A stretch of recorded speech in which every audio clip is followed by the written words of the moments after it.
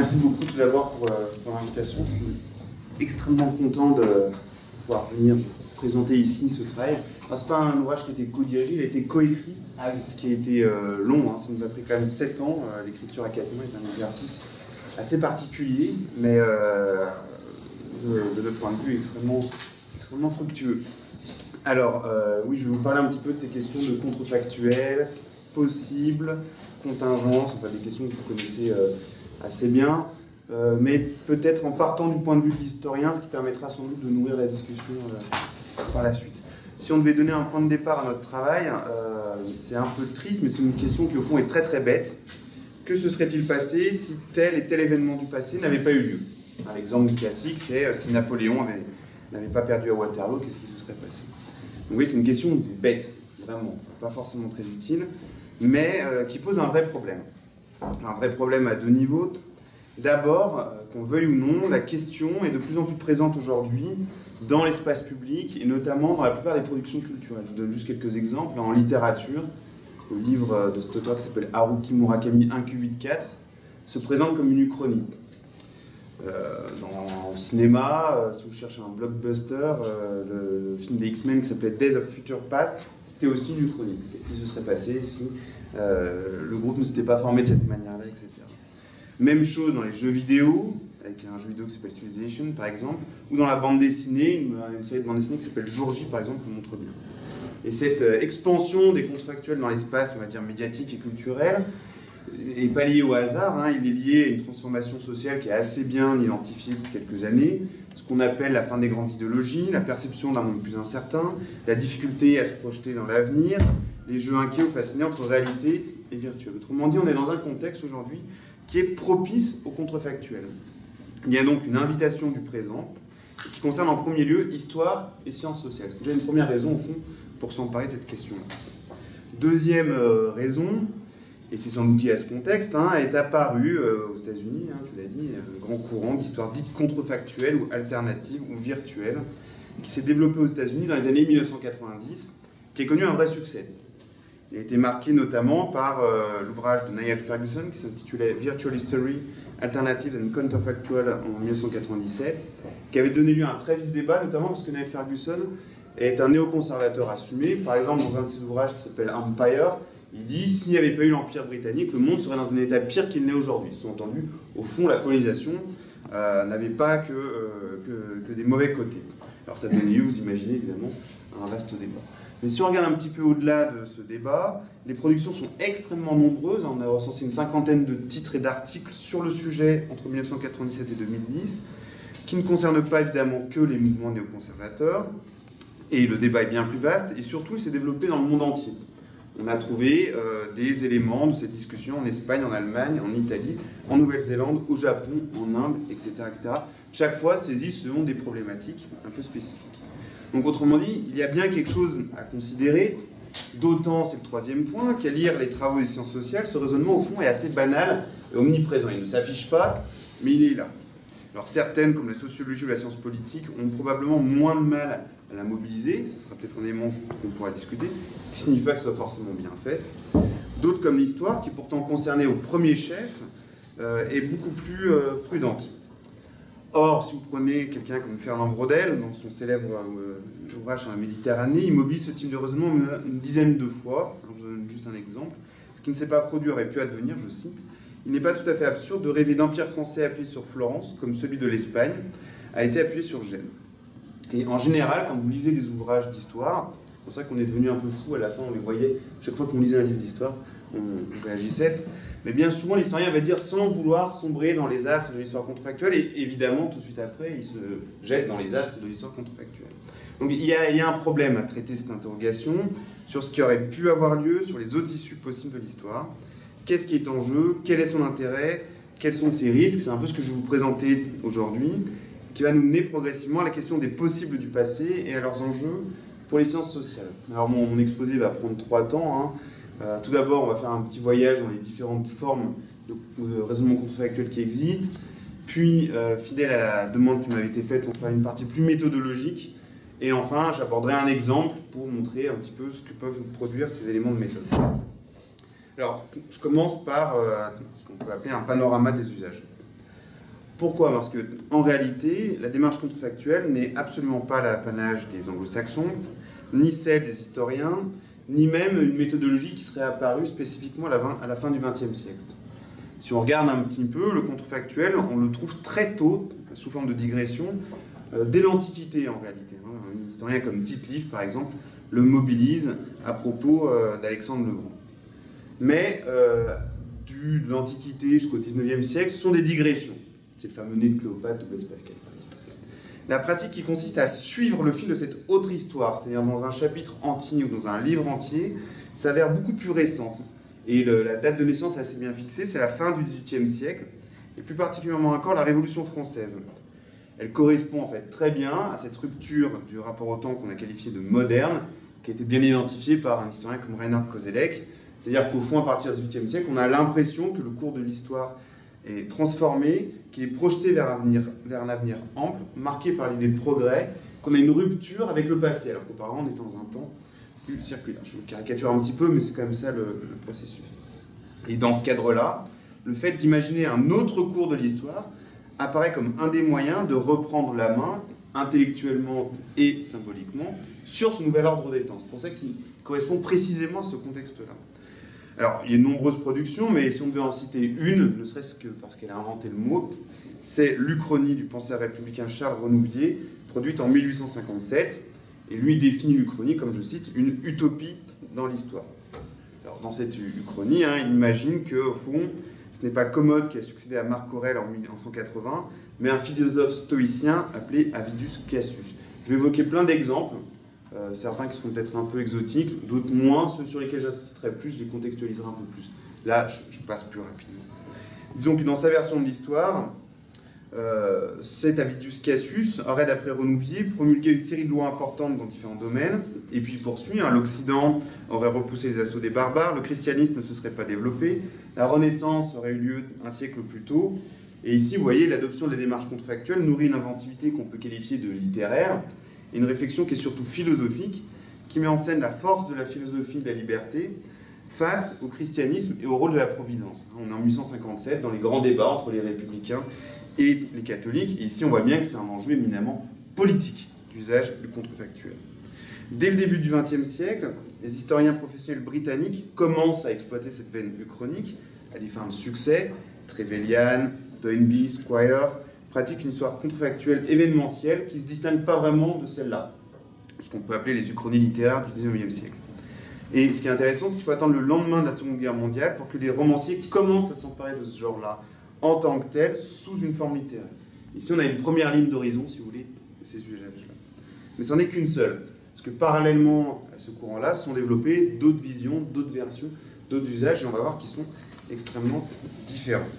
Parmi ces autres versions, certains vont insister davantage sur les enjeux scientifiques de la démarche, et notamment en réagissant contre cette version plus littéraire. Et là, on va avoir affaire plutôt aux autres sciences sociales, qui mobilisent cette analyse contrefactuelle pour renouveler leur propre vision de l'histoire. On va prendre trois sciences sociales. Le premier, qui en réalité théorise explicitement l'usage de l'approche, c'est Max Weber, dans ses essais sur la théorie de la science publiés en 1906. Et alors Weber, il va assez loin, pour lui, seule l'analyse contrefactuelle peut conférer à l'histoire son statut de science. Il explique un petit peu. Alors c'est un texte qui est extrêmement ardu, que je simplifie ici, mais pour lui, l'approche contrefactuelle, donc que se serait-il passé si, peut conférer à l'histoire son statut de science parce qu'elle seule permet de mesurer ce qu'il appelle la signification historique d'un événement. Pourquoi? Parce que pour mesurer cette signification historique, l'historien doit sélectionner une cause parmi plein d'autres, puis pour prouver l'existence d'une relation causale entre la cause sélectionnée et les effets constatés, il doit faire abstraction de cette cause ou la modifier. Ce qu'il appelle donc une expérience imaginaire, permet de déterminer des possibilités objectives, selon ces termes, et c'est l'estimation de ces possibilités objectives qui permet, selon lui, de mesurer la portée historique d'un événement. Et pour autant qu'elle est science, dit-il, l'histoire a toujours procédé de cette manière. En fait, ce qu'il dit, c'est que c'est un raisonnement qui, de toute façon, est là, si on veut que l'histoire soit scientifique. Cette approche plus scientifique, on la voit aussi dans un cadre très différent, qui est le cadre économique. Ici, on songe plutôt à la cléométrie, qui a été très contestée et discutée, et notamment par son principal représentant, qui est Robert Fogel, dans un texte assez célèbre qui s'appelle « Le chemin de fer et la croissance économique américaine », qui est publié en 1964. Alors c'est célèbre parce que la démonstration a des effets de clarté qui sont assez intéressants. Dans cet ouvrage, Fogel s'attaque à l'idée selon laquelle le chemin de fer est nécessaire à la croissance économique américaine. Pour contrer cette idée-là, il substitue au chemin de fer un autre mode de transport, les canaux. Il fait toute une série de projections fictives dans lesquelles il a remplacé l'option chemin de fer par l'option canaux. Et il arrive à la conclusion qu'au fond, le développement économique aurait été à peu près le même, donc on surinvestit, on surinterprète le rôle, pour des raisons probablement politiques ou romantiques, dit-il, le rôle des chemins de fer dans la croissance américaine. L'enjeu pour ces historiens économistes, c'était de rompre avec une histoire économique traditionnelle pour promouvoir une économie, cette fois mathématique, capable d'identifier avec sûreté des facteurs causaux. Si j'enlève tel facteur, qu'est-ce que j'ai? Alors ce calcul a été très fortement critiqué, je vous l'ai dit, notamment par un philosophe qui s'appelle Lionel Ster, mais la cliométrie s'est institutionnalisée, et s'il est recours de manière plus prudente, cette méthode continue de faire partie de ces modes d'analyse. Si vous regardez la History Economic Review, assez souvent on a des articles qui mobilisent cette approche. À la suite des économistes, on peut évoquer les spécialistes de relations internationales qui eux aussi ont mis en scène cette démarche contrefactuelle. Alors, notamment deux sont très connus. L'un s'appelle Philippe Tetlock, T-E-T-L-O-C-K de Berkeley, et l'autre Richard Leboff, L-E-B-O-W-L-S-I. Et eux ont fait un travail, on va dire, un peu plus méthodologique et épistémologique. Pour eux, il n'y a pas de différence de nature entre le raisonnement contrefactuel et le raisonnement factuel. C'est une affaire de degrés. Et ceci pris en compte, en fait, ils vont proposer une approche un peu plus élaborée. Pour eux, le raisonnement contrefactuel permet d'appréhender les interactions non linéaires, c'est-à-dire, disent-ils, les liens entre des éléments sans qu'il existe de contiguïté dans le temps et l'espace. C'est-à-dire qu'on sort de l'idée que s'il y a quelque chose avant qui arrive après, le lien est nécessaire. Si on veut tester les liens, au fond, le seul moyen, c'est cette approche. Donc, ils ont proposé un modèle pour élaborer des propositions contrefactuelles plausibles. Par exemple, ils vous disent qu'il faut, vous me direz, ça va de soi, préciser les conditions qui rendent possible la proposition, effectuer aussi peu de changements historiques que possible, parce que plus les distorsions et clarités historiques sont importantes, moins les comportements, évidemment, sont prévisibles. Et ils ont utilisé cette approche notamment pour déconstruire le grand récit de l'Occident dans un ouvrage qui s'appelle Unmaking the West. D'une manière générale, pour déconstruire les grands récits de l'Ouest, ce qu'on appelle les macro-récits, c'est une démarche extrêmement efficace parce qu'elle vient casser les enchaînements qui sont en réalité faussement logiques. Enfin, dernier exemple de mon panorama, on va aller se déplacer du côté de la philosophie, et notamment de la philosophie analytique, puisqu'un nom qui ressort souvent dans le cadre de ces approches, c'est David Lewis, qui a publié un ouvrage qui s'appelle Counterfactuals en 1973. Là, c'est une philosophie qui est beaucoup plus abstraite. Lui entend clarifier les théories de la causalité et proposer un outil qui permette de distinguer, par le retour à ce qu'il appelle la logique modale, le vrai du faux. C'est un peu compliqué, je vous donne le résumé. En gros, il propose d'établir ce qu'il appelle des mondes possibles qui répondent à des critères logiques, puis de comparer ces mondes possibles au monde actuel en fonction de relations d'accessibilité. Dans cette sémantique des mondes possibles, un phénomène est possible lorsqu'il est vrai dans au moins un monde possible, et nécessaire lorsqu'il est dans tous les mondes possibles. Pour David Lewis, le but est moins d'établir des causes, qu'il juge mystérieuses, que des lois en fonction de relations logiques entre les phénomènes. Et pour lui, ces mondes possibles possèdent une réalité concrète, ce n'est pas des fictions. Alors cette position a été largement discutée, puisqu'on voit bien qu'au fond, la réalité n'est plus qu'une suite de logique modale, mais il faut savoir que certains chercheurs en sciences sociales aux États-Unis, notamment les plus mathématiciens, ont eu recours à Lewis pour justifier en quelque sorte, pour donner un fondement scientifique rassurant à leurs propres travaux. Autrement dit, j'en ai fini avec mon panorama, on voit bien qu'on a affaire à une grande variété de traitements et de positions, des plus anecdotiques aux plus ambitieuses, des plus littéraires aux plus scientifiques. Et au fond, tout l'intérêt est là, puisque le raisonnement contrefactuel et la réflexion sur les possibles du passé traversent les modalités d'analyse des sciences sociales. C'est pourquoi, dans un second temps, il faut faire un point sur ces modalités pour voir quels sont les enjeux et essayer de voir si on peut définir des usages qui seraient pertinents. Donc c'est ce que je vais faire dans mon deuxième temps, qui est plus méthodologique. Je vais aborder deux aspects. De ce que j'ai dit, en gros, il y a deux éléments qui semblent s'imposer, la question de l'imagination, l'autre la question de la causalité. C'est les deux que je vais aborder successivement. Quand on pense contrefactuel, quand je vous ai parlé de si Napoléon avait gagné Waterloo, tout de suite on se dit c'est l'imagination, c'est une pratique de l'imaginaire. Et effectivement, là je vais commencer par des banalités, l'imagination joue un rôle clé en histoire sociale, L'histoire, parce que c'est une connaissance par trace, fondée sur des archives, ce qui fait qu'il faut compléter les blancs des archives, et elle a un statut épistémologique flou entre science et fiction. Mais en sociologie également, c'est un lieu commun de dire que l'imagination est un élément à part entière de l'intellection des sociétés, qui est rappelé chez Howard Becker dans Les ficelles du métier, ou chez Mills dans l'imagination sociologique, que je ne vais pas développer, puisque c'est vraiment de l'ordre de l'évidence. Ce qu'il faut noter, c'est que cet usage de l'imagination n'est pas un usage débridé, on ne va pas se dire d'un seul coup, tiens, les extraterrestres débarquent en 1480, mais d'un usage sous contrôle, orienté par l'intention de connaissance. Et c'est là, d'une certaine manière, que le bas blesse pour la première fois dans notre réflexion sur l'approche contrefactuelle, notamment si je prends la plus classique, c'est-à-dire toujours ceci, Napoléon avait gagné à Waterloo. Pourquoi ? Parce que dans cet élément-là, donc qui est le plus connu, ce qui a le plus de succès, ce qui marche le mieux, toute histoire contrefactuelle s'avère par définition factuelle.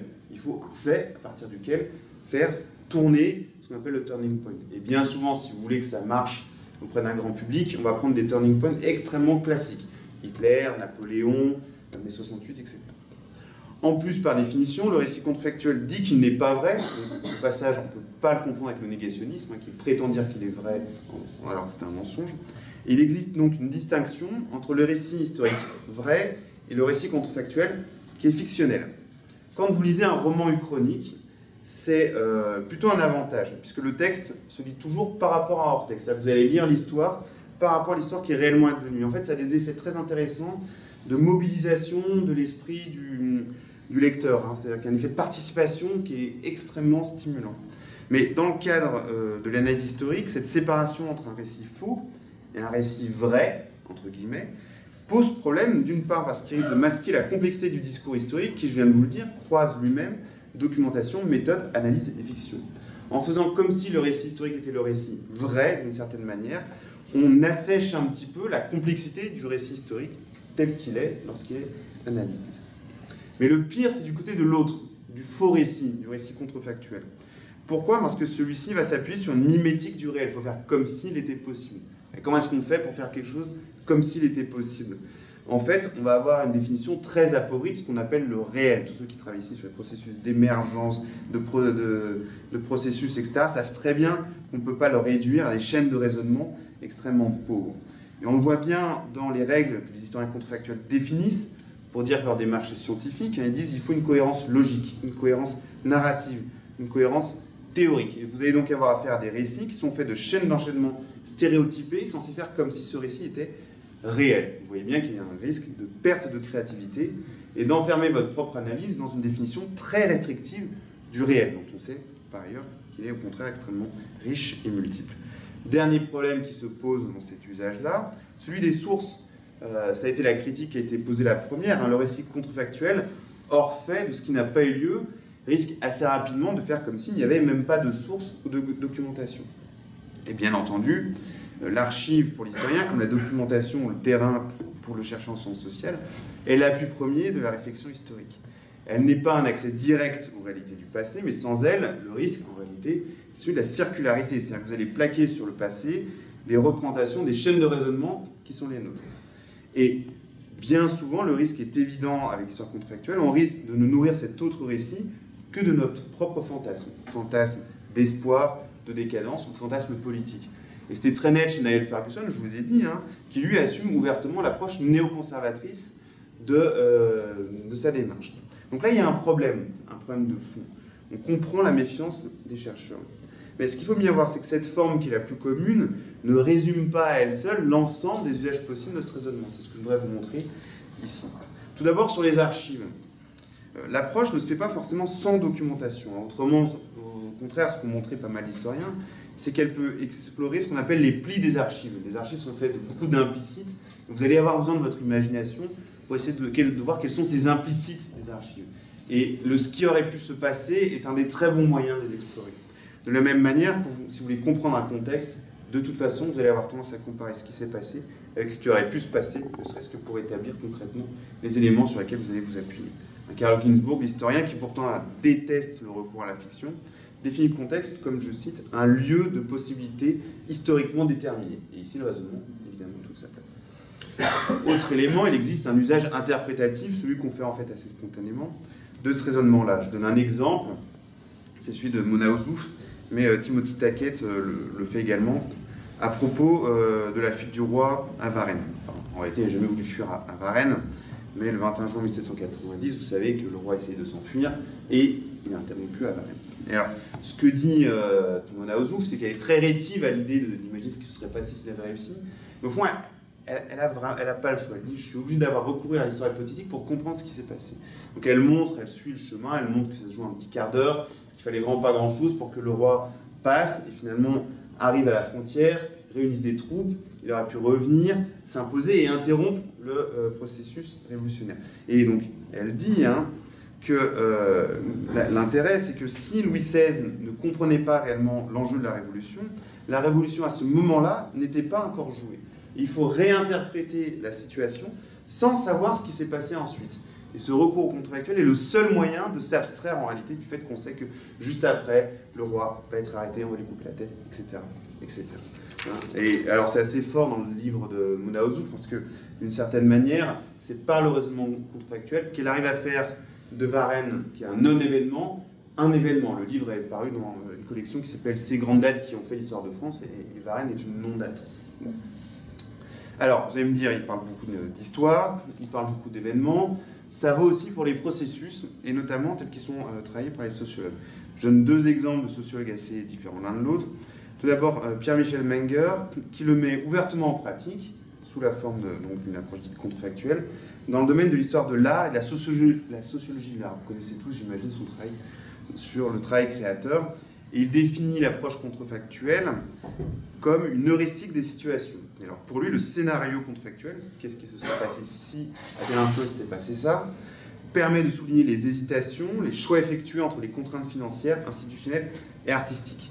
Il permet en réalité de croiser ces différents éléments dans la réalisation artistique et de poser toujours la question de l'état d'une œuvre d'art. À partir de quel moment une œuvre d'art est-elle achevée? En réalité, jamais. Donc à partir de quel moment une société décide-t-elle qu'elle a affaire à telle œuvre d'art?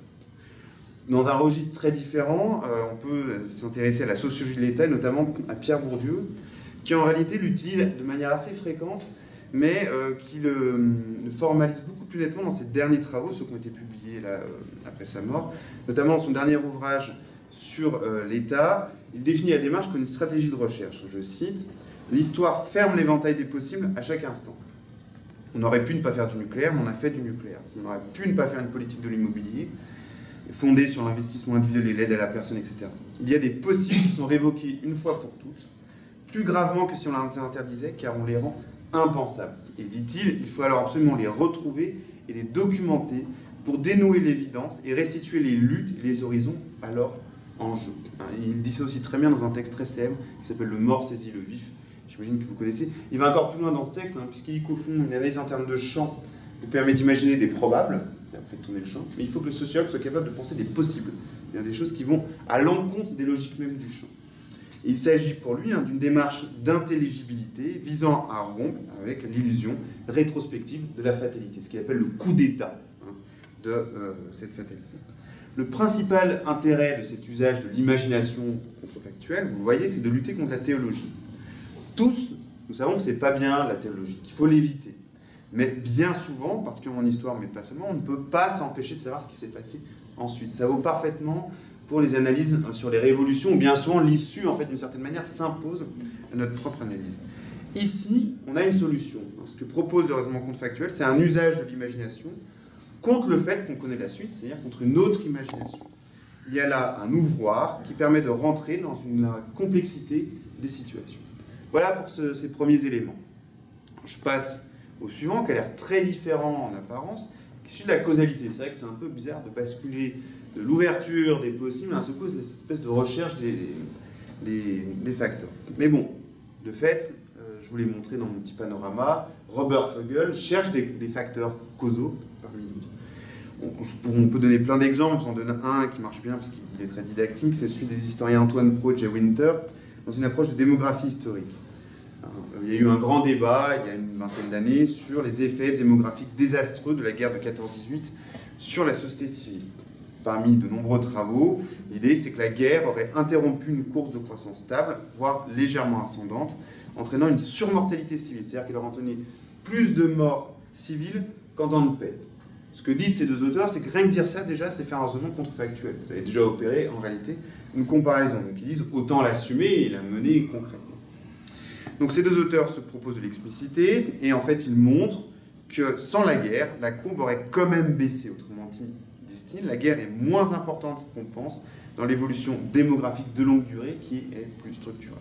Mieux, montre-t-il, ces sociétés, en réalité la française et l'anglaise, ont plutôt mieux résisté et réussi à préserver leurs conditions de vie, leur population civile pendant la guerre, mieux par exemple que l'Allemagne, où là, l'effet guerre est beaucoup plus visible. Vous voyez, on arrive quand même à des résultats assez efficaces. En réalité, si on observe ou si on réfléchit un petit peu, il apparaît assez nettement que le contrefactuel est très souvent lié aux formes de modélisation. C'est pourquoi on le trouve beaucoup plus facilement dans des disciplines comme l'anthropologie structurale ou la démographie historique. Certaines peuvent être extrêmement mathématiques. À Harvard, il y a tout un département qui travaille sur les contrefactuels à partir de logiciels extrêmement sophistiqués. Ils ont publié pas mal de travaux où ils montrent d'ailleurs que les effets du logiciel sont les 3/4 du temps beaucoup plus importants que les travaux empiriques qu'ils ont collectés. Bon, c'est au moins le mérite de l'honnêteté.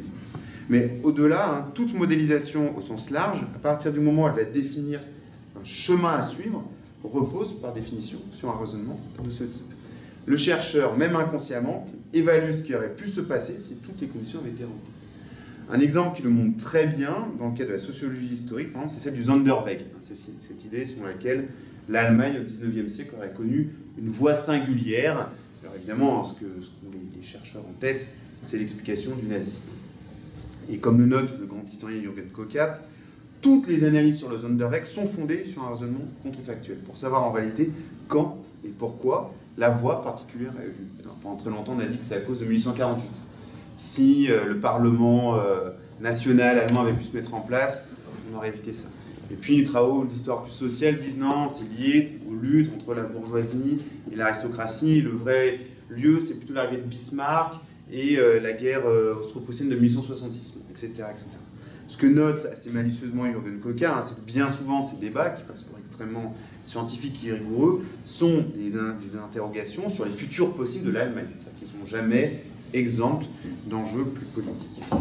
Ces approches critiques, et ici vous le savez particulièrement, ont été très critiquées depuis une trentaine d'années parce qu'elles imposent des chemins beaucoup trop figés pour l'analyse, qu'elles sont faites de présupposés qui ne sont généralement pas discutés et qu'elles ne permettent pas de saisir la complexité des situations. Plusieurs remarques par rapport à ça. D'abord, par définition, une modélisation, ça simplifie le réel. Mais bien souvent, lorsqu'on veut procéder à des comparaisons, qu'on a affaire à trop de données, on est obligé de passer par là. Et dans ce cadre-là, vous serez obligé de passer par des recours à des analyses contrefactuelles. Deuxième chose, je l'ai dit tout à l'heure, le contrefactuel peut aussi être un très bon moyen de lutter contre ces modélisations trop fortes, pour déconstruire notamment la vision implicite. Par exemple, le sous-développement est une très bonne notion qui peut être déconstruite à partir de là, puisqu'elle se fait forcément par comparaison avec un développement qui aurait pu avoir lieu. Et si vous le révélez, on voit tout ce qu'il y a en jeu derrière. C'est une vision européocentrée, fondée sur une certaine vision de la modernisation et du devenir historique. Donc l'outil peut autant nourrir la modélisation que la casser.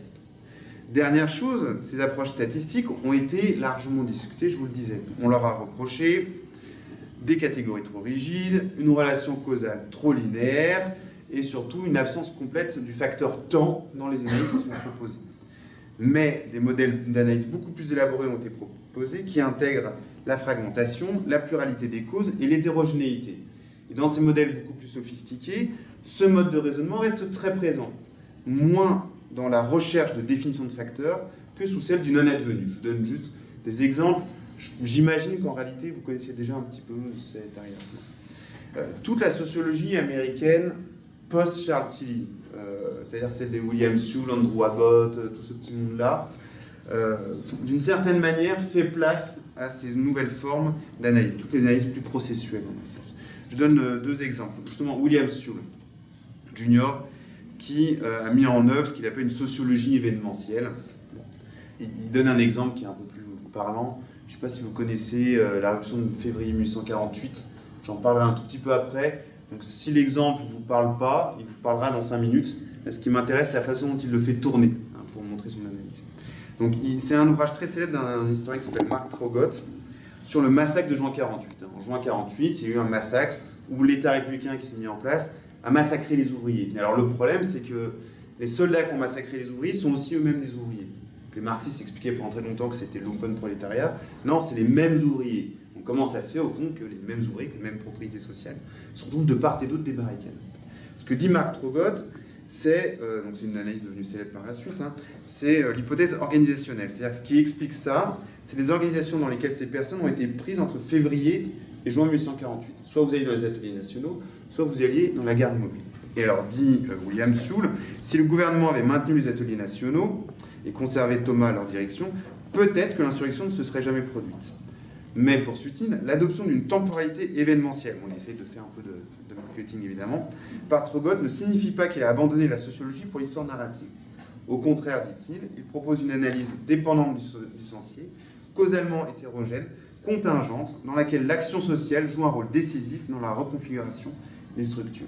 Et selon Sewell, l'essentiel pour cette sociologie événementielle qu'il promeut est d'identifier des possibles contraints et des causalités non linéaires. Et vous voyez bien que dans cette perspective, qui est une perspective qui est de plus en plus empruntée, le raisonnement contrefactuel apparaît comme un raisonnement à part entière.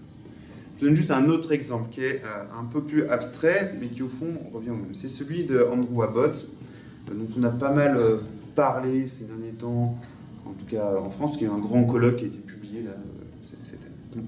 C'est un sociologue qui cherche une voie médiane entre, vous savez, aux États-Unis, il y a un grand débat entre d'un côté les historiens les plus statisticiens et les autres qui travaillent plutôt de façon plus ethnographique sur les cas. Andrew Abbott essaie de trouver une voie médiane entre les deux. Il appelle ça le positivisme narratif. Il y a toujours des effets d'étiquetage. L'idée, en fait, est assez simple. Il faut partir des interactions, puis considérer, dit-il, que le changement est l'état normal des choses et que les permanences sont en réalité des constructions à interroger. Donc le sociologue va développer une pensée par configuration qui prend en considération ce qu'il appelle des agencements de singularité complexes, je suis désolé pour le vocabulaire qui est le sien, lesquels, quand ils sont marqués par des régularités, s'apparentent à ce qu'on appelle couramment des structures. Les structures, ce sont ces agencements de singularité complexes qui sont marqués par une certaine forme de régularité. Et on voit bien que du fait de ce processus-là, ces structures, tout en étant un fort facteur d'inertie, sont faites de tensions. Et ces tensions dessinent des possibilités structurelles de changement qui peuvent tout le monde être mobilisées par les individus ou les groupes selon les circonstances. Il prend l'exemple de la clé, il dit en gros, c'est dans certains cas, la clé va rentrer, d'autres pas. Mais le possible, il est toujours contenu dans la structure. Ce qui est intéressant ici, c'est deux choses. D'une part, c'est que ces possibles non advenus, en nombre limité, sont inclus dans la structure elle-même. Ce n'est pas quelque chose d'extérieur qui viendrait la frapper. Et deuxième chose, pour approcher cela, il a élaboré aussi un outil statistique qu'il appelle l'optimal matching, qui lui permet de réunir les données disponibles selon cette conception. C'est-à-dire qu'en fait, ça lui permet de définir des espaces mouvants de contraintes possibles. Les historiens ont utilisé, Claire Zalk par exemple, dans une enquête sur les juifs de Lens, l'a utilisé pour montrer à quel moment les gens ont plus de chances ou pas de se faire arrêter. Et on voit que le spectre se rétrécit au fur et à mesure où il avance, ce qui permet d'ailleurs de montrer que les juifs au départ sont acteurs du processus dans lequel ils s'enferment parce qu'ils ne croient pas que ça va être aussi dramatique que ce qui apparaît après. On trouve la même exigence modélisatrice chez quelqu'un comme Charles Raguin, et la réflexion épistémologique et méthodologique est particulièrement développée chez quelqu'un comme Ivan Ermakov, que vous connaissez bien ici. En réalité, si on réfléchit bien, toute approche en termes de processus et de configuration mouvante d'espace, de contraintes et de possibles incite à une analyse des voies non suivies si on veut donner corps à cet espace. Évidemment, vous ne pourrez jamais suivre l'ensemble de ces voies non advenues, mais en évoquer une permet déjà de donner chair à cette idée-là et d'avancer un petit peu dans la démonstration. Sinon, on est toujours dans quelque chose d'un peu abstrait. Alors, je bascule au troisième temps de mon grand 2, cette question du possible. On voit bien, au fond, que le raisonnement contrefactuel et l'analyse par les futurs possibles peut nourrir les approches les plus interprétatives comme les plus modélisatrices, les options les plus déterministes comme les plus contingentes, les plus linéaires comme celles qui se situent à l'articulation d'échelles discontinues de détermination. En fait, c'est assez simple, parce que le raisonnement contrefactuel, au fond, est lié à la saisie des interrelations dans le temps. Ça n'est que ça. Si vous voulez comprendre comment des relations évoluent dans le temps, vous allez devoir mobiliser ce raisonnement-là. Deux choses peuvent être dites à ce stade. Tout d'abord, on voit que ce raisonnement correspond aux différentes modalités d'analyse des sciences sociales. Ce qu'on a appelé parfois l'opposition entre modèle et récit. C'est-à-dire d'un côté, on aurait un raisonnement fondé sur l'abstraction et l'élaboration d'hypothèses, et de l'autre, un modèle qui serait fondé sur la narration et le recours à une certaine forme d'interprétation. Et on voit bien que le contrefactuel, il va soit dans l'un, soit dans l'autre. Ce qui laisse quand même entendre que la séparation entre les deux n'est pas aussi nette que ce qu'on croit. De la même manière, on peut se demander si du coup la démarche contrefactuelle n'est pas caractéristique du mode de raisonnement des sciences sociales, que Jean-Claude Passeron avait qualifié de non-popérien, c'est-à-dire ce mélange de modèle et de récit avec son écriture propre. Ce qui fait qu'au lieu d'être un outil un peu bizarre, ça devient au contraire un outil tout à fait cohérent dans la boîte à outils des sciences sociales. Deuxième chose sur laquelle il faut inciter, on voit bien que par nature il est indéterminé. Il peut donner le pire comme le plus intéressant, le plus déterministe comme le plus contingent, etc., etc. Autrement dit, tout dépend des usages qui en sont faits, de la conscience des enjeux qu'en a le chercheur. Dans l'ouvrage, on a distingué 6 usages, je ne vais pas vous les reprendre, ça serait trop long, mais on a insisté surtout sur une dimension qui est latente depuis le début de mon exposé, qui était latente depuis le début de notre enquête, c'est cette fameuse question des possibles du passé. On peut entendre par là 2 choses. D'une part, les futurs passés des acteurs, tels qu'ils se les représentaient et à partir desquels ils organisaient leurs propres actions. Ou d'autre part, les possibles concrets, que ce soit ceux d'une situation ou de processus de transformation sociale. Pourquoi insister sur cette dimension-là plus particulièrement? C'est pour ça que l'ouvrage s'appelle « Pour une histoire des possibles », parce que c'est ce domaine-là qu'on a voulu prendre en charge. En réalité, c'est une très vieille question des sciences sociales, mais qui revient aujourd'hui sur le devant de la scène. Probablement est-ce lié au contexte social dont je vous parlais tout à l'heure. C'est aussi lié à des déplacements intellectuels. Je fais une toute petite digression d'histoire des sciences sociales montrant comment cette question finit par s'imposer. Que vous preniez l'histoire, ou sous des formes très diverses, la sociologie, l'anthropologie ou la science politique, elle a connu un déplacement du questionnement dans les années 1980, en France, en Allemagne, en Grande-Bretagne, aux États-Unis.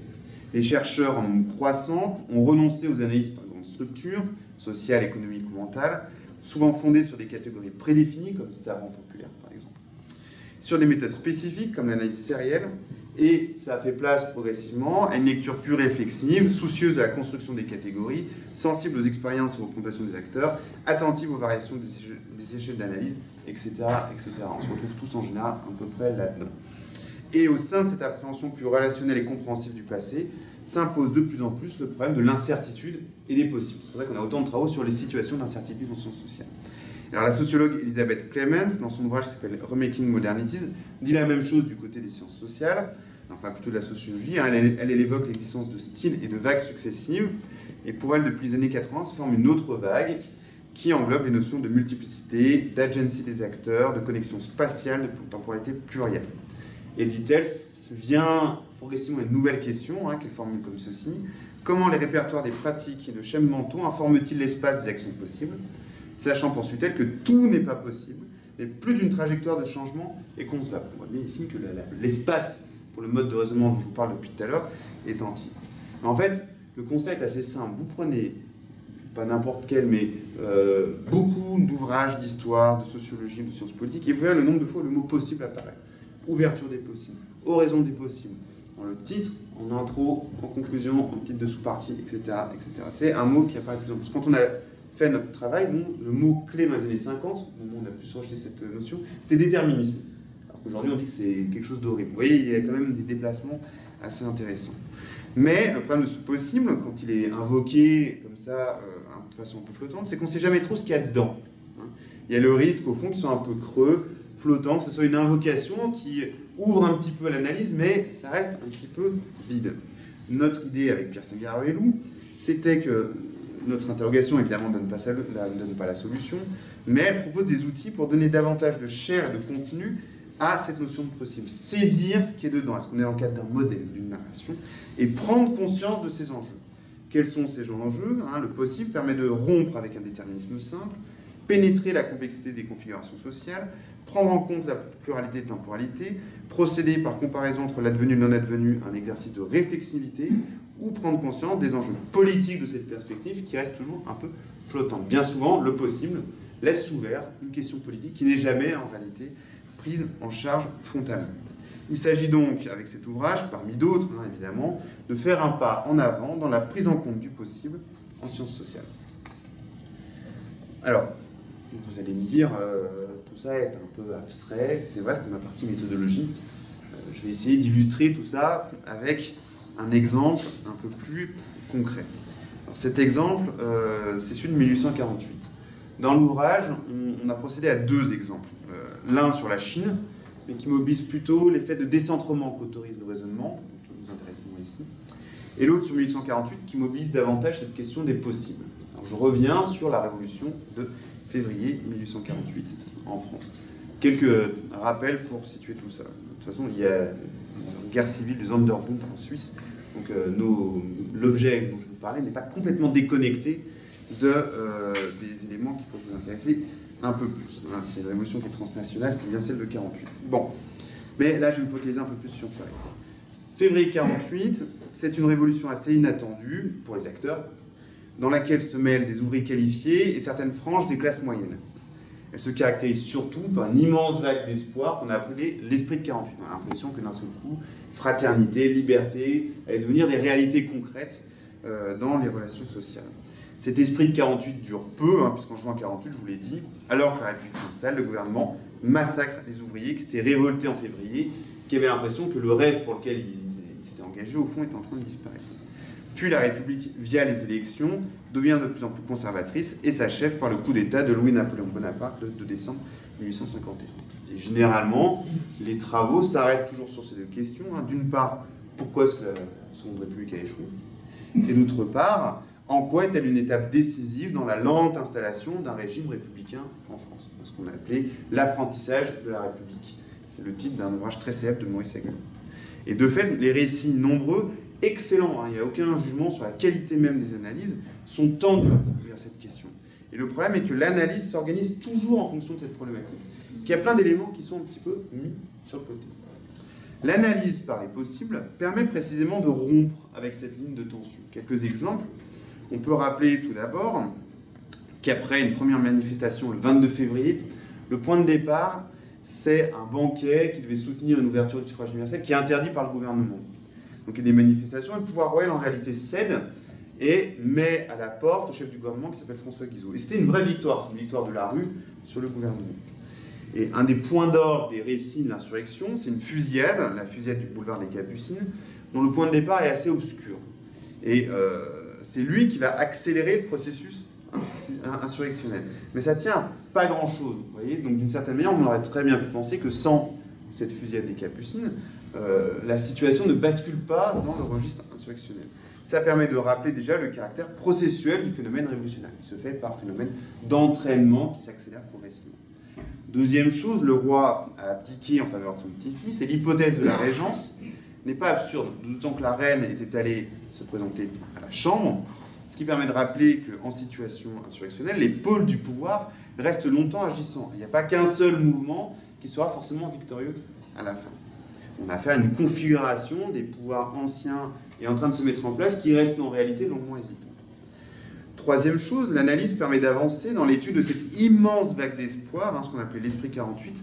Et là, on les voit dans les archives, on peut s'intéresser aux pétitions qui ont été envoyées à la Chambre. Alors, par exemple, elles n'avaient jamais été étudiées. Donc, on est allé avec Pierre dans les archives, et là, on voit très bien ces fameux futurs rêvés, craints et espérés de 1848, qui participent pleinement de cette fameuse ouverture des possibles.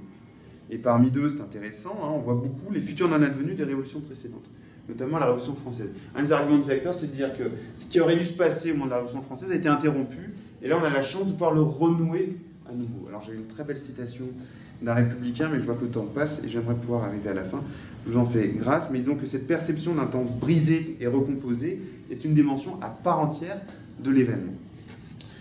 On peut alors avancer un petit peu et saisir l'option possible la plus solide du moment, donc ces fameux possibles concrets, celle des ouvriers et de ce qu'ils ont appelé la République démocratique et sociale. L'idée selon laquelle vous ne pouvez pas changer le régime politique, ne changeait pas la forme des relations sociales. Le mot d'ordre, c'est le mot d'ordre de l'association. L'association serait le lieu à partir duquel peut se faire ce double processus. Et en fait, cette option est plus crédible parce que d'une part, elle combine une logique de situation. 50% de la population parisienne est ouvrière. Ce sont des ouvriers qualifiés, nombreux, en cours d'organisation selon une logique assez complexe de coalescence et de dilution. Et s'ajoute à cela cette perspective d'avenir flou mais commun de république démocratique sociale qu'ils saisissent eux-mêmes mais que saisissent également leurs opposants. Et cette hypothèse, parce qu'elle a échoué, a longtemps été négligée, elle est redécouverte aujourd'hui. Et ici, on voit bien que l'approche contractuelle permet de lui redonner toute son force, tout son poids dans l'esprit des acteurs comme dans la dynamique révolutionnaire elle-même. C'est un moyen de lutter contre ce qu'on a appelé ensuite l'histoire des vainqueurs, en redonnant toute leur place au point de vue des vaincus. Enfin, il ne faut pas oublier qu'après les élections de décembre 1848 et avril 1849, c'est plutôt la politique d'une restauration monarchique qui est très probable. L'approche ici permet de ne pas oublier la pluralité des options qui est en jeu, c'est-à-dire que le nombre d'options change à toute allure en réalité au fur et à mesure de ces 2 années. Il n'y en a pas qu'une seule qui s'imposerait comme ça, petit à petit. On est loin, on le voit, du récit que je vous ai dressé plus haut, où on allait vers la République libérale, qui est celle de la Troisième République. Le récit ici paraît éclaté. Appuyé sur archives et contrôlant la nature de ces fictions interprétatives, la démarche permet, suivant les approches qui sont de plus en plus courantes aujourd'hui de l'événement, d'étudier non seulement l'issue, mais bien ce que la crise fait traverser. Elle permet de faire saillir la succession de configurations changeantes qui caractérisent l'événement puis la séquence d'événements. D'une certaine manière, c'est un moyen d'en tirer les points. On sait que la configuration est changeante, mais là, on va pousser un tout petit peu ces points. Du coup, on comprend mieux les choix et les actes de certains protagonistes qui paraissent, après coup, absurdes dans le regard des historiens. En mettant en scène les dynamiques de coalescence, de cristallisation, de délitement et de rupture, elle montre pourquoi 1848 apparaît à ses protagonistes, directs ou indirects, comme un temps de profonde indétermination, où les routines et les normes qui organisent la vie sociale semblent suspendues. Il ne s'agit évidemment pas de faire appel au calcul d'un acteur qui serait rationnel, mais bien de retrouver les rationalités propres de tels événements. Et en fonction de ces options, les effets de croyance et les actions étaient extrêmement importants. Bien sûr, vous allez me dire, il est impossible de saisir toutes les possibilités de basculement. Et chaque mise en perspective saisit et altère l'événement. Il y a un appauvrissement. Mais il s'agit bien d'un outil d'analyse, je parle de fiction interprétative, qui permet de forcer le regard, de décentrer l'analyse et d'aller porter l'attention là où on a tendance à glisser un peu facilement. Par la suite, l'événement, par ailleurs, se vit toujours sur le mode du regret et de la nostalgie. Alors le meilleur, c'est Lamartine, le poète romantique, qui avait cru qu'il allait pouvoir faire la révolution avec la force de ses mots, et puis donc, du coup, après l'événement, il est extrêmement déçu, donc il a des pages entières d'un lyrisme magnifique, disant que de grandes fautes ont été commises, etc. Il faut bien voir que cette nostalgie a un poids très particulier dans ce 19e siècle, je vous l'ai dit, qui est marqué par ce régime d'historicité moderne, avec cet angle du progrès, et on a bien une historicité du rapport au passé et au futur qui se lie ici aussi. Il y a une histoire de ce rapport au temps qui se traduit dans ces phénomènes de nostalgie. Enfin, dernier point, la République, la perspective démocratique et sociale de 1848 n'est pas morte, puisque même si elle n'a pas eu lieu, elle rejaillit au moment de la Commune de Paris, adaptée mais de manière explicite. C'est la même idée, ça n'a pas eu lieu, mais donc c'est à nous d'en prendre la charge. Autrement dit, le non-advenu a une histoire, et il est même moteur d'histoire, puisqu'il va nourrir les actions des protagonistes. Et Dieu sait, de fait, on voit bien que cette démarche permet d'introduire des phénomènes de discontinuité et de poser le problème des expériences affectives dans l'étude des configurations révolutionnaires et de leurs conditions de réalisation. On est bien loin ici, on le voit, de l'histoire politique classique. La perspective autorise une vision enrichie de l'histoire. Alors, il me reste 2 minutes, et ça tombe bien parce que c'est exactement le temps dont j'ai besoin pour évoquer un dernier point. C'est les enjeux contemporains. Je vous ai parlé beaucoup d'enjeux scientifiques, mais au fond, les enjeux de ce travail-là, en tout cas pour Pierre et moi-même, sont aussi liés à la situation sociale actuelle. Juste, j'aurais terminé par là où j'ai commencé. Je disais en introduction que nous sommes dans une période qui facilite la production de contrefactuels et le fait d'aller suivre des trajectoires autres du passé. Sur le plan, je vous ai dit tout à l'heure, culturel.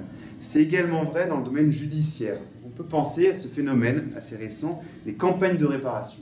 Ces actions en justice intentées contre les crimes du passé. On va demander de réparer les crimes du passé. Alors, le débat a eu lieu en Suisse, vous le savez, en 1997, à propos de la restitution de l'or nazi. La question a vite tourné autour du problème suivant. Si la Suisse n'avait pas commercé avec l'Allemagne, la guerre se serait terminée plus vite. C'est ce que dit ouvertement le rapport Eisenstadt, qui a mis un peu le feu aux poudres, je le cite. Aujourd'hui, comme nous nous sommes rendus compte à quel point l'Holocauste et autres souffrances et destructions ont en fait eu lieu dans la phase finale de la guerre, il est tout naturel que nous cherchions des développements alternatifs qui auraient pu raccourcir la guerre.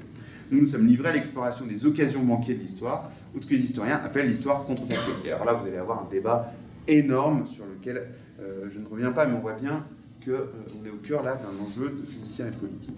Il a été également très fortement sollicité pour le débat sur la traite et l'esclavage. Le principe est résumé par un politiste qui s'appelle Daniel Tetley-Ossabouclé, qui dit « Si les Européens n'étaient pas si avides, l'Afrique aurait eu la paix nécessaire pour se développer toute seule, sans être sous-développée par qui que ce soit. » Et ça a donné lieu à de véritables campagnes de réparation, portées de justice, où les réparations sont chiffrées en trillions de dollars, puisqu'on compte le nombre de vies qui auraient été volées au continent africain.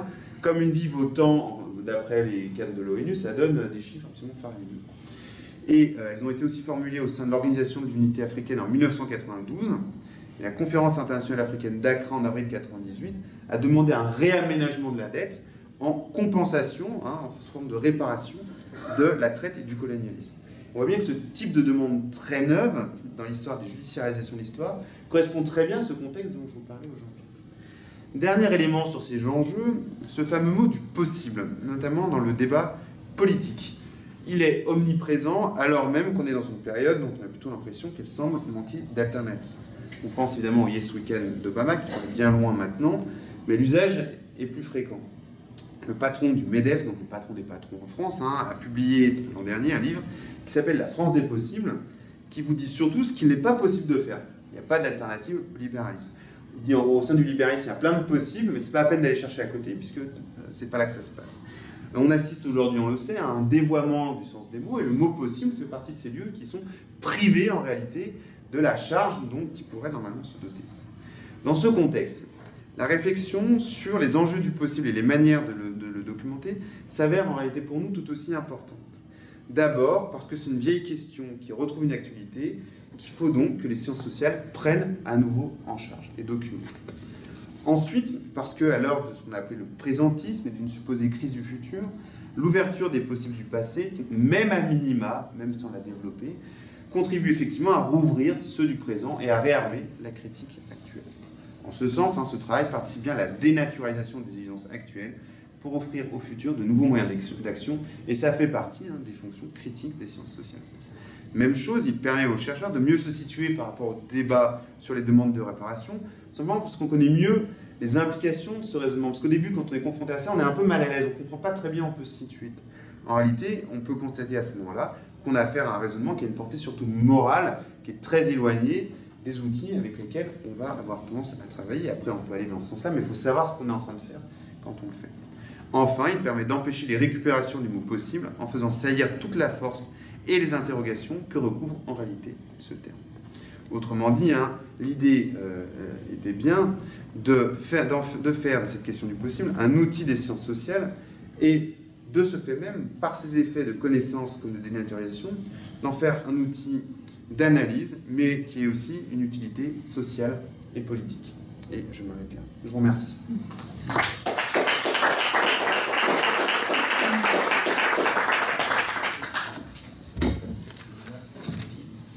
Alors, merci pour cet exposé très riche, très dense.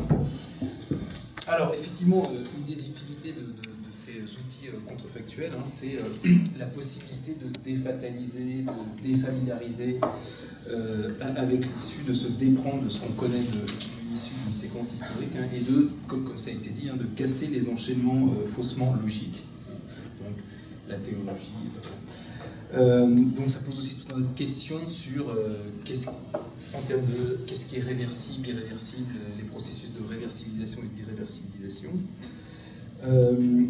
Alors, ces usages de ces outils sont évidemment très variables d'un auteur à l'autre, et chez un même auteur, en fonction aussi du projet éditorial ou de l'objet. Je prends juste un exemple très, très rapidement.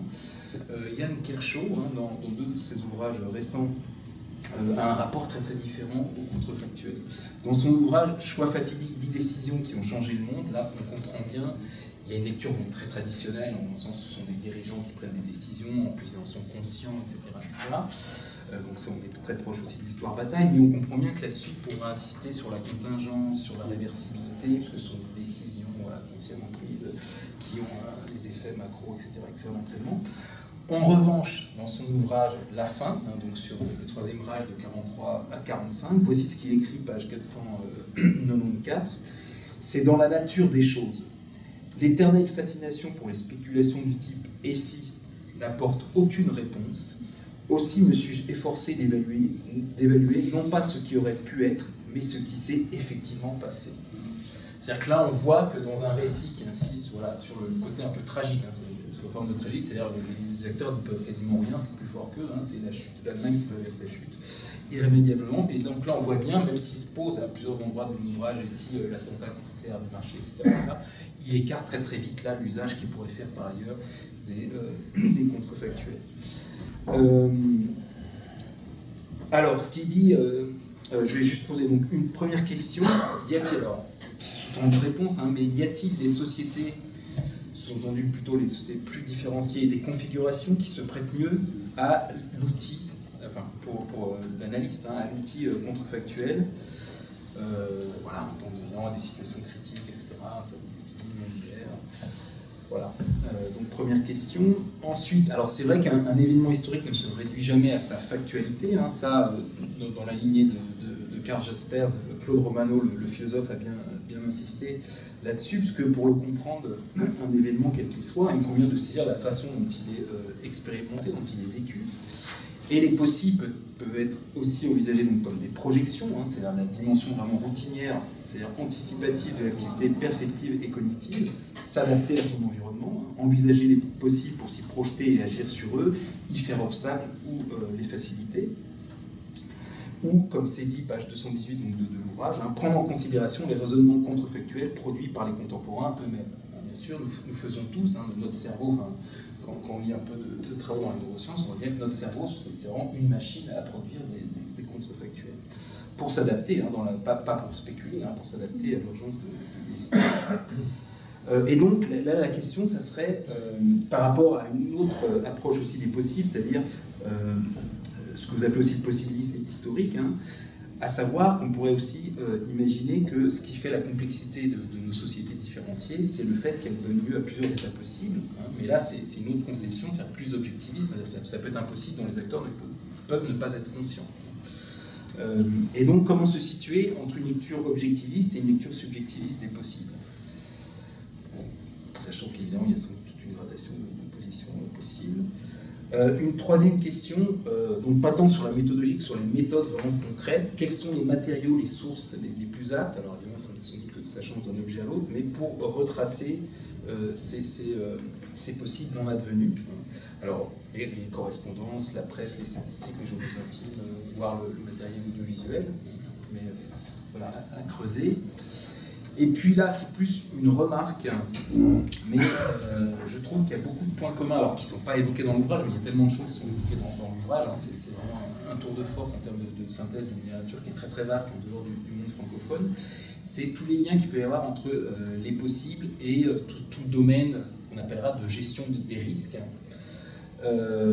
Et déjà, ne serait-ce que dans la genèse, hein, c'est-à-dire le rôle du calcul des probabilités dans le mode de raisonnement contrefactuel, c'est peut-être pas non plus complètement hasard si, alors on cite souvent Pascal, hein, de manière rhétorique sur le nez de Cléopâtre, mais Pascal, juste avant les pensées, c'est quand même aussi un des co-inventeurs du mode de calcul de probabilité, quoi. Sur les jeux de hasard, certes, mais... et puis les compagnies d'assurance, hein, qui vont émerger à peu près à la même époque, c'est vraiment aussi sur le mode du what-if, hein, c'est prémunir leurs clients contre des possibles dangereux, c'est-à-dire leur exposition à des dangers donc on va mettre en chiffres, hein, qu'on va calculer, ne serait-ce que pour fixer le prix de la police d'assurance. Et puis toutes ces formations hyper spécialisées depuis une trentaine d'années, notamment aux États-Unis, concernant les professions très exposées au risque, pilote de ligne, aiguilleur du ciel, sous-marinier, travailleur des centrales nucléaires, chirurgien, etc. À savoir ce qui est appelé dans cette littérature-là les near miss, hein, c'est-à-dire on est passé tout près d'eux. Il s'en est fallu de peu pour que l'accident, par exemple pour Three Mile Island en 79 aux États-Unis, hein, c'est-à-dire tous ces retours d'expérience, retenir les leçons d'eux, hein, souvent anonymisées, hein, et il y a tout un courant de sociologie aux États-Unis qui s'appelle High Reliability Organization, hein, HRO en français pour l'acronyme, qui depuis les années 80 tente de saisir les ressorts de la fiabilité organisationnelle, institutionnelle, alors c'est aussi de la recherche appliquée, hein, mais en fournissant un tas de conseils sur les méthodes, les retours d'expérience anonymisés de ces acteurs sociaux, hein, pilotes de ligne, etc., pour justement tirer les leçons de quelque chose de non advenu, c'est-à-dire un accident qui n'est pas advenu, mais il s'en est fallu de près, et il faudrait prendre en compte, alors ça renvoie aussi d'ailleurs toute une littérature, je pense à Jean-Pierre Dupuis et d'autres, hein, hein, sur, voilà, il faudrait prendre en compte sur, Three Mile Island, il n'y a pas eu de victime, mais pour vraiment tirer les leçons en termes de sécurité, de nucléaire civil, il faudrait prendre en considération les scénarios catastrophes. C'est vraiment devenu, mais qui était tout proche de ce produit. Et enfin, dernière question que vous n'avez pas eu le temps de le faire, mais c'est dans le bouquin, est-ce que vous pourriez développer les expériences didactiques et ludiques que vous avez menées, co-dirigées, donc avec un tas de publics d'ailleurs très différents à Grenoble ou ailleurs, qui je pense peuvent intéresser ici. Okay, moi merci beaucoup pour ces questions qui vont me permettre en plus de repréciser des points d'ouvrage qu'on n'a pas pu aborder. Ce qui est agréable quand même, c'est que quand je présente ça à des historiens, on a toujours 2-3 questions de oulala, au secours. Là, on sent qu'on peut passer directement à ce qui est le plus intéressant dans la démarche, donc merci aussi pour ça. Jean-Pierre Dupuis, son ouvrage sur la neuroscience, il le définit lui-même comme un ouvrage d'histoire contrefactuelle. Alors, sur Yann Kershaw, son ici, dans le livre, on a remis une des phrases les plus célèbres de l'historiographie contemporaine, c'est celle de l'historien allemand Ranke, qui dit « il faut faire l'histoire de ce qui s'est effectivement passé ». Et dans le même ouvrage, un peu plus loin, il dit si la guerre des paysans avait réussi, le paysage de l'Europe en aurait été complètement changé. Il explique en quoi le paysage de l'Europe aurait été complètement changé. Donc on voit très bien là le jeu de balancier, en réalité, qui à mon avis correspond à une espèce de barrière que l'historien se met lui-même dans une zone avec laquelle il n'est pas en confiance, mais il est quand même obligé, de toute façon, vous ne pouvez pas penser une transformation historique, c'est-à-dire soit le comprendre, soit l'analyser, sans produire des contrefactuels. Donc cette espèce de tension entre les deux est constante. Et je pense que si les historiens sont aussi attentifs à éviter le « et si », c'est parce qu'ils ont eux-mêmes conscience d'une certaine manière que c'est un bord qu'ils sont obligés d'aller travailler. Dans le cas de Yann Kershaw, c'est lié à l'énorme débat qu'il y a eu aux États-Unis, qui était aussi un débat politique, c'est-à-dire que le contrefactuel était de droite, la résistance au contrefactuel était de gauche, puis après l'historien de gauche pour expliquer que non, etc. Mais ça correspond à ce positionnement. Alors, sur la question suivante, toutes les sociétés produisent-elles des contrefactuels? Donc, ce que disent les travaux des neurosciences, nous on est assez prudents à l'égard des neurosciences, parce que d'une certaine manière, les cartographies mentales sont interprétées tout de suite, c'est dans l'interprétation que le problème se pose. Mais bon, ce que disent les travaux des neurosciences, c'est qu'une des caractéristiques de l'espèce humaine, c'est précisément de produire des contrefactuels, c'est-à-dire des alternatives passées, et ça serait absolument fondamental dans les processus d'apprentissage. Alors, il serait situé dans le cortex orbitofrontal, si vous cherchez bien.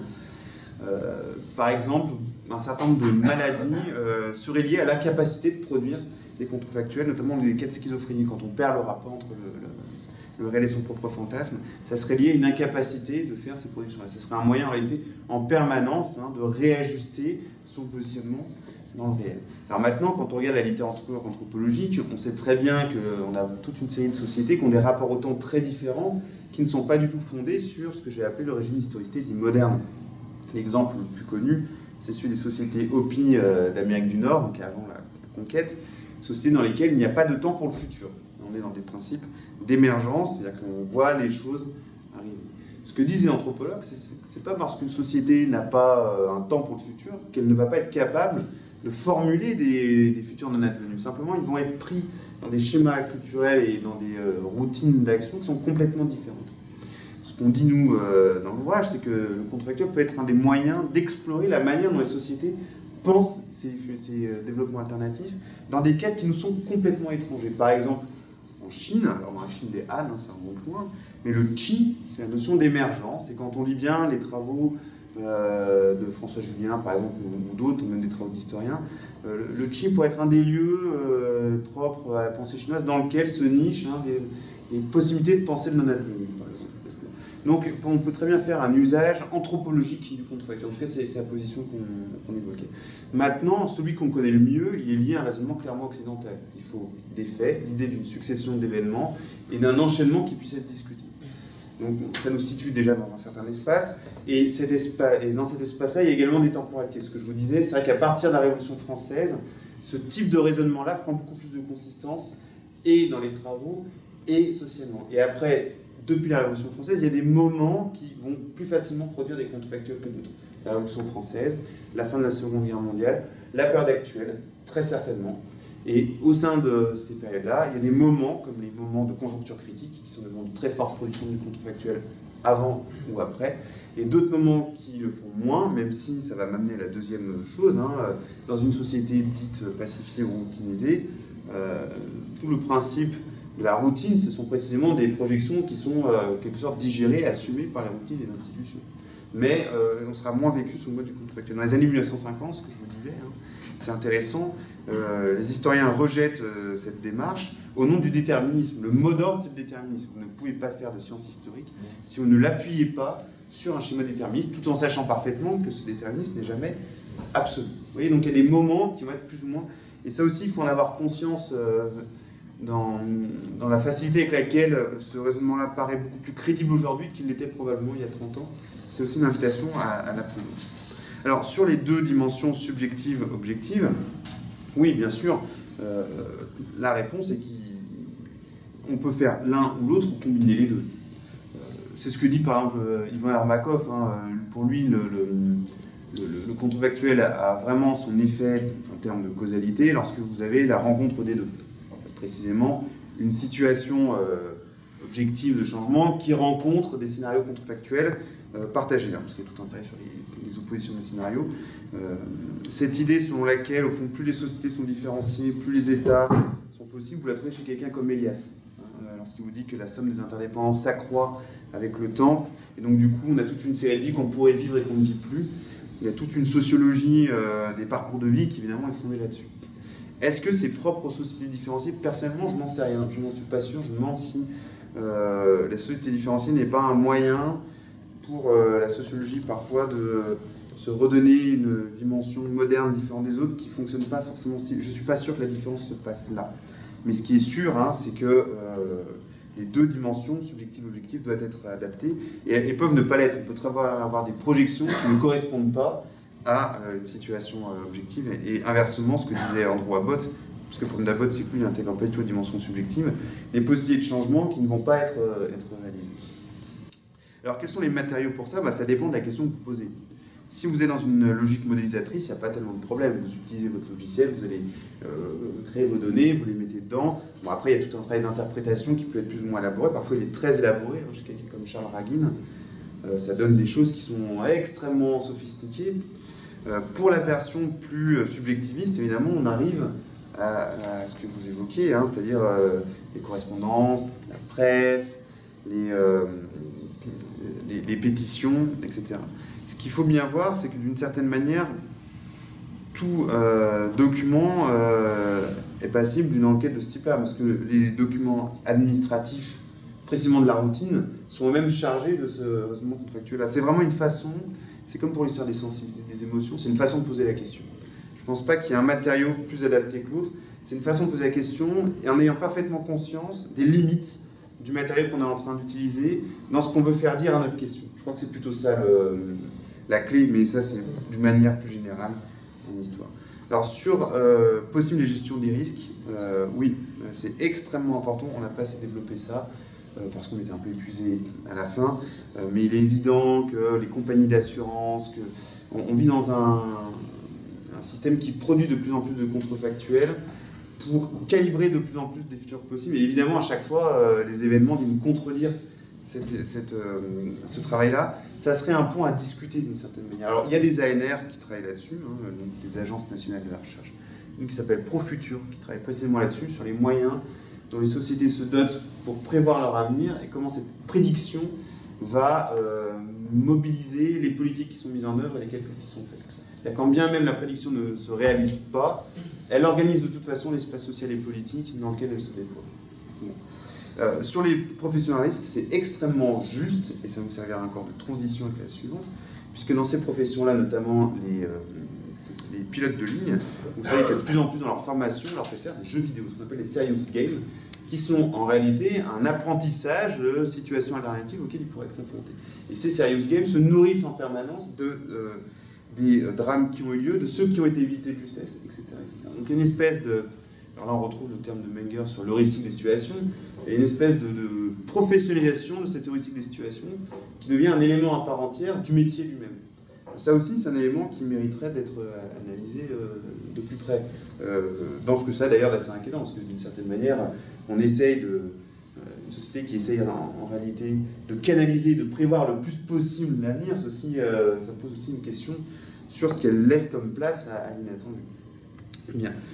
Sur les expériences didactiques et ludiques, effectivement, après, avec Pierre, on a développé beaucoup cette dimension-là, qui est un petit peu différente. Pourquoi je donne 2 exemples maintenant très vite. Un exemple en classe et un exemple en public.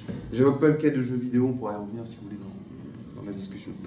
En classe, pourquoi est-ce que c'est intéressant? Parce que quand vous formulez un contrefactuel sur la base du cours, les élèves d'une part se prennent au jeu.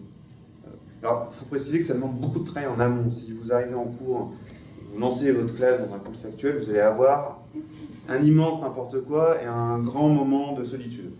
Donc, ça se prépare en amont, il faut le travailler, il faut qu'ils aillent faire des recherches, des enquêtes, etc. Mais enfin, une fois que c'est à peu près fait, le contrefactuel, c'est un lieu dans lequel finalement on va dire, les étudiants se prennent au jeu et vous êtes obligé de remobiliser tous les éléments du cours pour formuler ces hypothèses alternatives. Donc il y a un effet d'intégration, d'intériorisation du cours qui est extrêmement efficace.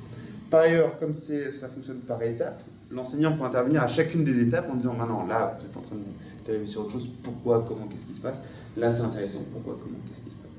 Et en réalité l'intérêt est le suivant, c'est que c'est ce que je vous ai dit entre le début et la fin. Le contrefactuel, c'est un raisonnement du sens commun. C'est le nez de Cléopâtre, c'est les grands hommes, c'est les gentils, les méchants, le bien, le mal, etc.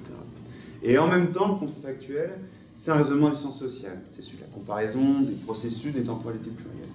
Et ça devient en réalité une plateforme extrêmement intéressante pour faire passer les étudiants de l'un à l'autre. Apprendre que leur raisonnement dont on dit qu'il est stupide quand on parle du nez de Cléopâtre, au fond, il peut devenir extrêmement intéressant quand ça devient un élément de réflexion sur les causalités. Et du coup, ça, on l'a mis en pratique, nous, alors c'était plutôt avec une classe de première, mais les effets étaient quand même extrêmement intéressants, ne serait-ce que parce que ça permet une discussion avec les étudiants sur la discipline qu'on est en train de leur enseigner. Alors, ce travail-là, on fait d'une façon complètement différente, dans ce qu'on a appelé des ateliers d'histoire partagée. Donc là, c'est plutôt des invitations face à un public. Et, alors pareil, on prépare les choses vraiment. Cette fois, on a un PowerPoint, parce que là j'ai pas eu le temps de le faire. Donc on diffuse sur le PowerPoint des éléments d'information. On prend des questions, a priori, que les gens connaissent bien. Et on leur dit, bah voilà, qu'est-ce que vous nous mettriez à la place? Alors, ce qui est extrêmement intéressant, et nous, on documente à partir de données. Parce que je vous l'ai dit, comme les historiens, les politistes et sociologues en font beaucoup, c'est assez facile de leur dire, bah tiens, regardez ça. Et alors, qu'est-ce qui se passe? C'est que, d'une certaine manière, chacun vient et il met beaucoup d'imaginaire, beaucoup de politique, beaucoup de choses intimes. Mais ça, c'est aussi ce dont est fait l'histoire dans l'espace social actuel. On ne peut pas faire comme si ce n'était pas présent. De la même manière, bien souvent, il faut le reconnaître, ils retrouvent les grands schèmes de raisonnement des historiens. Par exemple, ça fonctionne très bien sur la fuite du roi, alors en 1790. Le débat entre les marxistes et Furet, les gens le retrouvent très facilement. En réalité, si on réfléchit bien, c'est quand même des raisonnements assez sommaires. C'est une petite leçon d'humilité pour les chercheurs en retour.